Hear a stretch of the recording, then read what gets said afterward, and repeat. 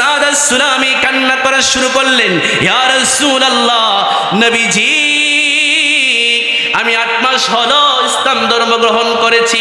ইয়া রাসূলুল্লাহ, যেদিন থেকে শুনেছিলাম আপনি বলেছেন বিয়ে করার সামর্থ্য থাকার পরও যদি কেউ বিয়ে না করে তাহলে সে আপনার উম্মত হবে না।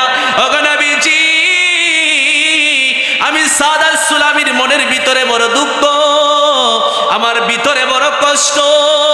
নবী গো, আমি 8 মাসের মধ্যে আপনার অনেক সুন্নাহগুলি আমি পালন করেছি, কিন্তু আমি সাদ আস-সুলামি দেখতে বড় কালো, আমার মুখের মধ্যে বসন্তের দাগ, আমার শরীরের মধ্যে দাগ, আমি দেখতে কালো বিশ্রী, টাকা নাই পয়সা নাই, এই জন্য আমি আপনার এই সুন্নাতকে পালন করতে পারি না। নবী গো, আমার শত ইচ্ছা আছে বিয়ে করার জন্য, আপনার এই সুন্নাহকে পালন করার জন্য, কিন্তু আমি গরিব বলে আমার কাছে কেউ বিয়ে দেয়। এটা কিন্তু এখন একটা ট্রেন্ড আছে, স্বামী যদি একটু কালো হয় তাহলে এবারে একটু বিয়ে করতে যারা সুন্দরী মহিলা আছে তারা একটু দ্বিধাবোধ করে, আমি এত সুন্দর আর খালা জামার দ্বারা বিয়ে বইতাম। নাউজুবিল্লাহ বলবেন না। কালা মানুষ যিনি বানাইছে তিনি কে? সাদা মানুষ যিনি বানাইছে তিনি কে?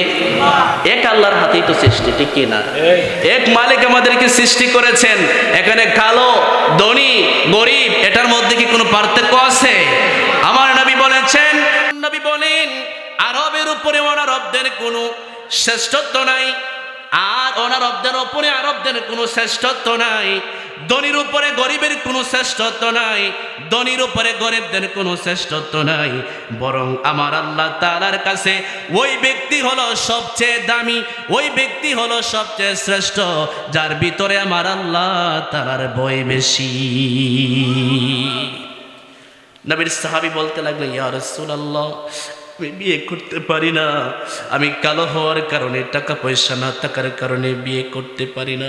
নবী গো, আমি বিয়ে করবো এটা আমার শখ নয়, আমার কোনো একটা শখ নয়, আমি বিয়ে করব আমার নিয়ত হলো আপনার সুন্নতটাকে আমি পালন করব। আল্লাহু আকবার বলেন।